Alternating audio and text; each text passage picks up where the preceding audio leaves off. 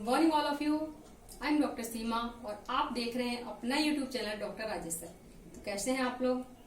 आशा करते हैं कि बहुत ही अच्छे होंगे। तो आप सभी लोगों का हमारे चैनल पर वंदन है, अभिनंदन है। तो चलिए शुरू करते हैं आज की क्लास। आज की क्लास में हम देखने वाले हैं ज्योग्राफिकल थॉट से बहुत सारे क्वेश्चन टीजीटी, बीजीटी, यूपीएससी और नेट एग्जाम में आते हैं। तो उसमें हम देखने वाले हैं यूनानी भूगोलवेत्ता, जो कि उनकी बुक्स हैं, उन्होंने क्या क्या अन्वेषण किए हैं। तो इस प्रकार से उनके बारे में जानकारी उपलब्ध करेंगे। तो चलिए शुरू करते हैं आज की क्लास। जैसा कि आप देख पा रहे हैं, यूनानी भूगोलवेत्ता या फिर ग्रीक जियोग्राफर्स, तो इनसे डायरेक्ट क्वेश्चन पूछा जाता है कि बताइए इनमें से कौन सा भूगोलवेत्ता यूनानी है या फिर कौन सा भूगोलवेत्ता यूनानी नहीं है। तो यूनानी है उसी को इंग्लिश में ग्रीक जियोग्राफर्स कहा जाता है। तो जैसा कि आप देख रहे हैं, होमर है, थेल्स है, अनेक्सिमेंडर है, इकेडियस है, हेरोडोटस है, या फिर प्लेटो हुए, या फिर अरेस्टो हुए, थियोरेस्टस हुए, और इसके अलावा एरेटोस्थनीज हैं और अन्य भी जो भूगोलवेत्ता हैं उनको हम देखेंगे। तो सबसे पहले बात करते हैं होमर की। होमर, इनकी जो पुस्तक है इलियड और ओडिसी। तो सीधा क्वेश्चन आता है कि ये इलियड और ओडिसी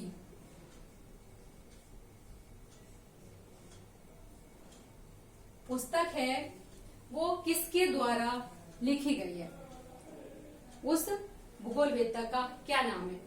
तो ये होमर है, इन्होंने ही इसे लिखा है। इसके बाद हम आते हैं, सेकंड है थेल्स महोदय। यदि थेल्स महोदय की बात की जाए तो ये मिलेटस नगर के निवासी हैं। तो सबसे पहला तो यही क्वेश्चन बनता है, मिलेटस नगर का निवासी।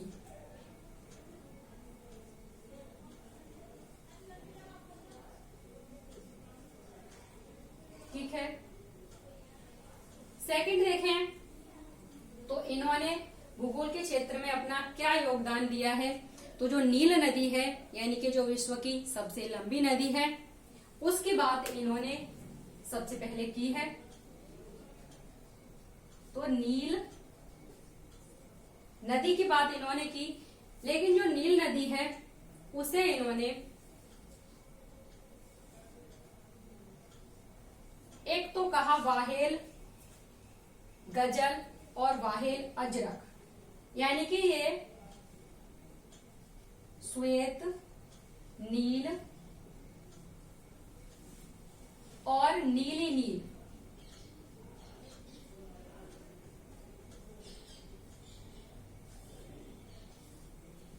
इन दोनों से ही नील नदी का विकास हुआ है। यानी कि श्वेत नील और नीली नील। जो श्वेत नील है इसे इन्होंने कहा था वाहेल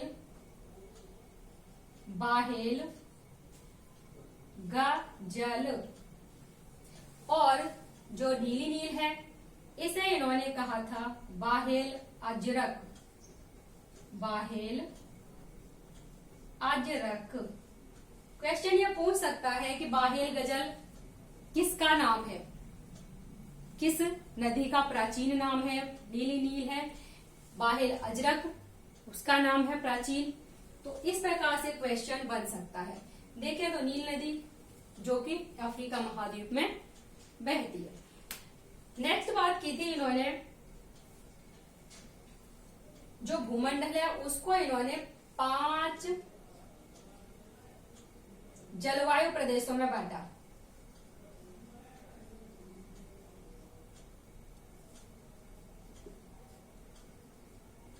पांच जलवायु प्रदेशों में।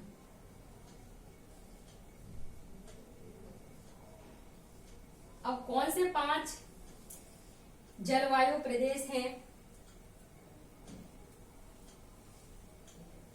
तो इनका कहना जैसे कि सबसे जो मध्य में होता है तो वो होता है उष्ण कटिबंध, उसके बाद जो होता है शीतोष्ण हो जाएगा और फिर शीत कटिबंध हो जाएगा। यानी कि उत्तर की तरफ 2 और दक्षिण की तरफ 2 और मध्य में 1 को माना है। इसके बाद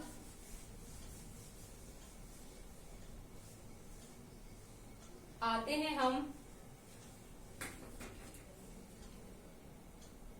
एनेक्सिमेंडर। एनेक्सिमेंडर की बात करें तो ये भी मिलेटस नगर के निवासी हैं, ठीक है, मिलेटस नगर से ये भी संबंधित हैं। इसके बाद इन्होंने क्या क्या, तो इन्होंने सबसे पहले नोमोन नामक धूप घड़ी, नोमोन नामक धूप घड़ी का आविष्कार सबसे पहले किसने किया है, तो वो है एनेक्सिमेंडर। इसके अलावा देखा जाए तो ये हैं ब्रह्मांड के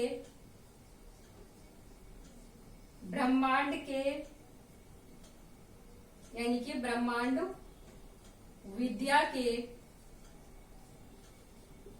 अच्छे ज्ञाता कहे जाते हैं, अच्छे ज्ञाता कहे जाते हैं। इसके अलावा देखें तो ब्रह्मांड में जो आद्य पदार्थ की बात भी इन्होंने कही है। ब्रह्मांड में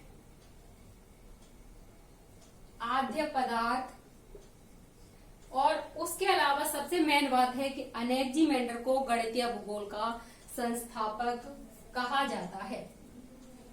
तो ये क्वेश्चन आ भी चुका है, गणितीय भूगोल का संस्थापक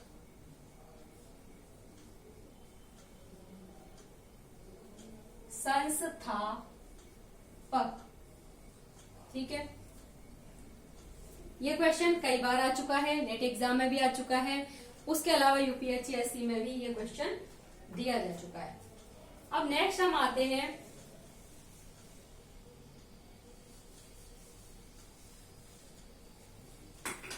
हिकेटियस महोदय। हिकेटियस महोदय की बात करें तो भूगोल का संस्थापक इनको कहा जाता है। हिकेटियस महोदय को भूगोल का संस्थापक, भूगोल का संस्थापक, ठीक है। नेक्स्ट अगर सेकंड नंबर देखें तो पेरी ओडस इनकी पुस्तक है, पेरी ओडस, जो कि 2 खंडों में है। तो फर्स्ट इसका जो खंड है उसमें देखा जाए तो यूरोप का वर्णन है, यूरोप का वर्णन है, और जो सेकंड है उसमें अफ्रीका और एशिया का वर्णन है, अफ्रीका और एशिया का वर्णन दिया गया है, ठीक है। मिलेटस नगर के मानचित्र की बात आती है तो मिलेटस नगर का मानचित्र हिकेटियस के द्वारा ही बनाया गया था।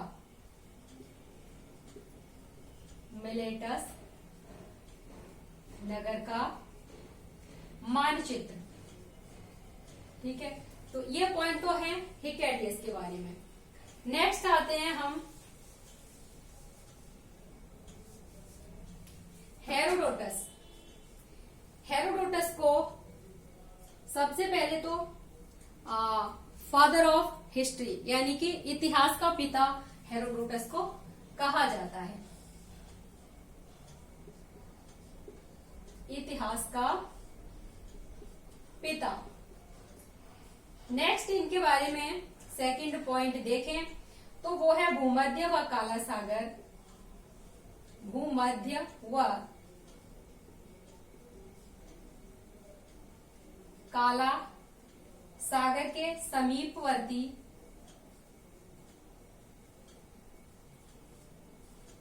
भूमध्य सागर व काला सागर के समीपवर्ती देशों की यात्रा इन्होंने की है। देशों की यात्रा की है इन्होंने, और इसके अलावा जो एशिया है और अफ्रीका को लाल सागर द्वारा विभाजित माना है इन्होंने। लाल सागर के द्वारा विभाजित माना, यानी कि विभाजित बताया है इन्होंने इसे। ठीक है। और इसके अलावा देखा जाए तो डैन्यूब को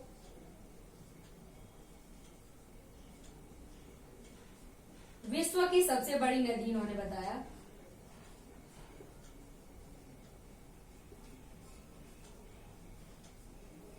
नदी बताया था इन्होंने। ठीक है, ये तो जानकारी हो गई हेरोडोटस के बारे में। अब हम आते हैं नेक्स्ट ज्योग्राफर हैं उनके बारे में देखते हैं। तो नेक्स्ट नंबर है प्लेटो का। अब प्लेटो की बात की जाए तो इनकी जो पद्धति है वो निगमनात्मक है। कभी कभी क्वेश्चन पूछ लिया जाता है कि इन्होंने किस पद्धति को अपनाया था, तो निगमनात्मक पद्धति के समर्थक थे ये, पद्धति के समर्थक हैं ये। इसके अलावा सेकंड बात करें तो इन्होंने पृथ्वी को ईश्वरीय रचना माना। इन्होंने कहा था कि पृथ्वी है वो ईश्वरीय रचना है, अर्थात ईश्वर में विश्वास करने वाले थे। या फिर ये कह सकते हैं कि पृथ्वी ईश्वरीय रचना का केंद्र है। इन्होंने कहा था कि पृथ्वी ईश्वरीय रचना का केंद्र है और आकाशीय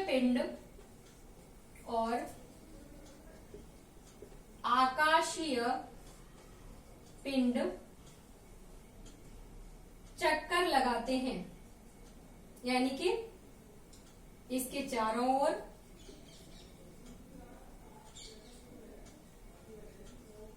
चक्कर लगाते हैं।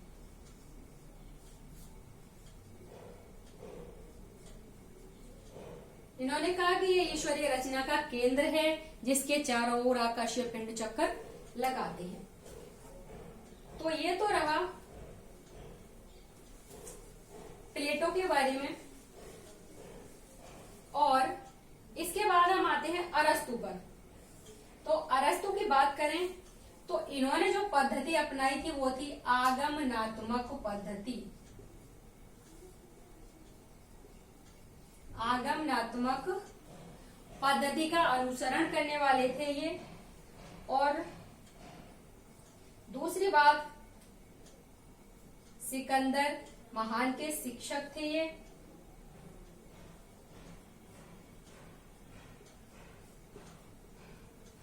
शिक्षक रहे ये।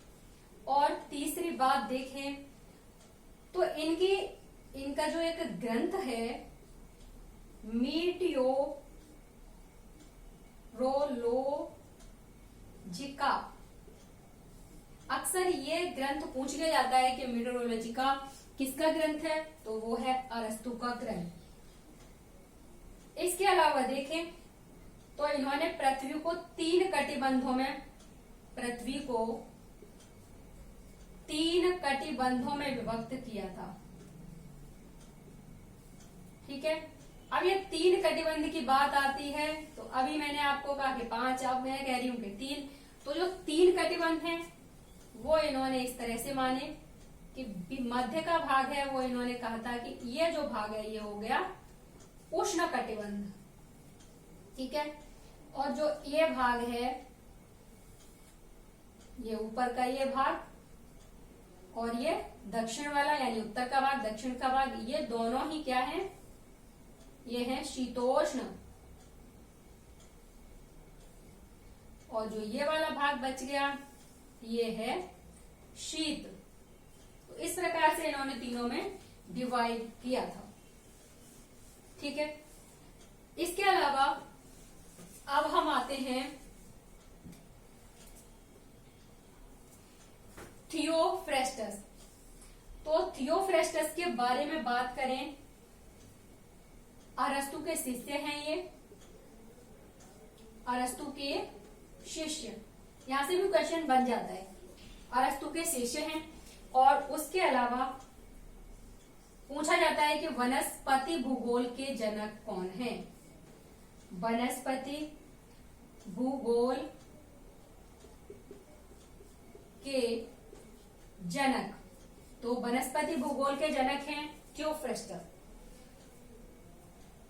और इसके अलावा वनस्पति व जलवायु, वनस्पति व जलवायु के अंतर संबंधों का परीक्षण इन्होंने किया है। अंतर संबंधों का परीक्षण, ठीक है, तो ये भी पूछा जा सकता है। नेक्स्ट, ये भी कंप्लीट हुआ हमारा। अब नेक्स्ट हम बात करेंगे 8 नंबर, तो ये है, यानी कि 8 विद्वान ये रहे। अब इनके बाद जो 9वें विद्वान हैं उनकी बात करें तो वो है इरेटोस्थनीज। इरेटोस्थनीज, अब इरेटोस्थनीज में इनको क्या कहा जाता है, तो इन्हें भूगोल का पिता कहा जाता है। सबसे पहला है कि भूगोल का पिता कहा जाता है। दूसरा नंबर आता है कि दूसरा क्वेश्चन कहां से बन सकता है, तो जियोग्राफिया नामक पुस्तक, जियोग्राफिका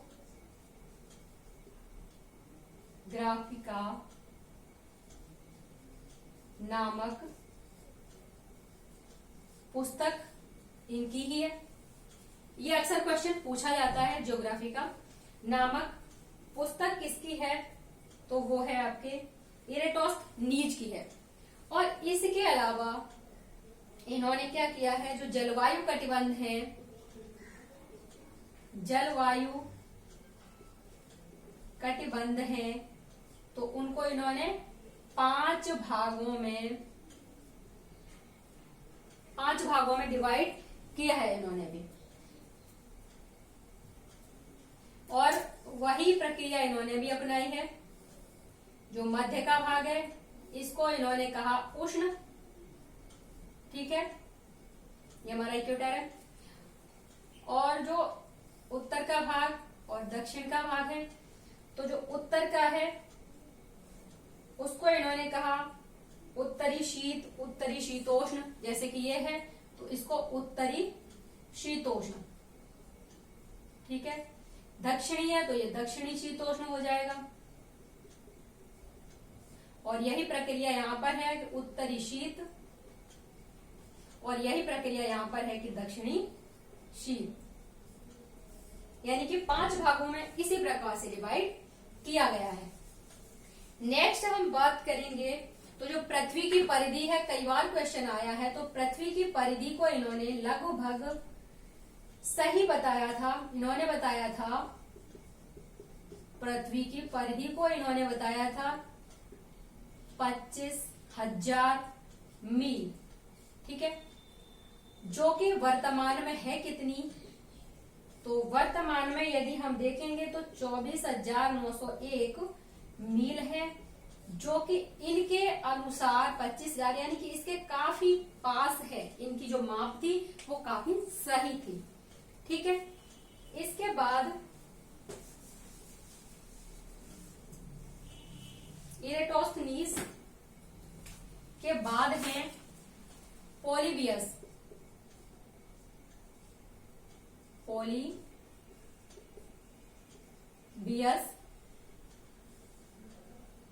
इनका भौतिक भूगोल के क्षेत्र में योगदान है, ठीक है। ज्यादा क्वेश्चन यहां से बनते नहीं हैं। और देखा जाए तो नदियों के अपरदन की इन्होंने बात की है, नदियों के अपरदन से संबंधित बातें इन्होंने बताई हैं। नेक्स्ट अगर देखेंगे हम तो हिप्पार्कस हैं।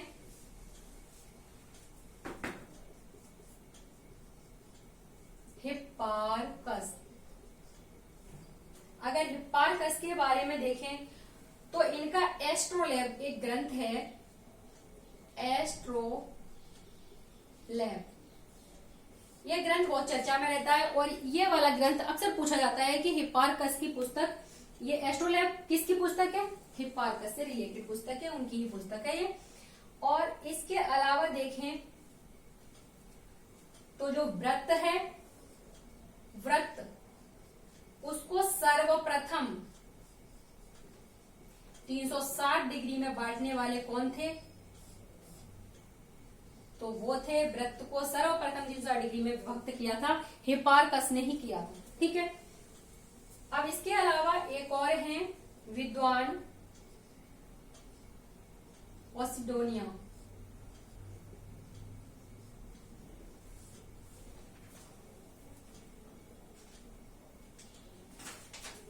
तो यदि बात करें पोसिडोनिया की तो इनके बारे में कुछ ज्यादा तो नहीं, लेकिन ज्वार भाटा का जो संबंध है, ज्वार भाटा की बात की थी पोसिडोनिया ने, और जो कि सूर्य और चंद्रमा के साथ जो कि उनका आकर्षण होता है, तो जो ज्वार आता है उसकी बात सबसे पहले किसने दी थी? पोसिडोनिया ने दी थी। तो इस प्रकार से देख पाए होंगे आप कि यूनानी भूगोलवेत्ता हैं, उनका किस प्रकार योगदान है।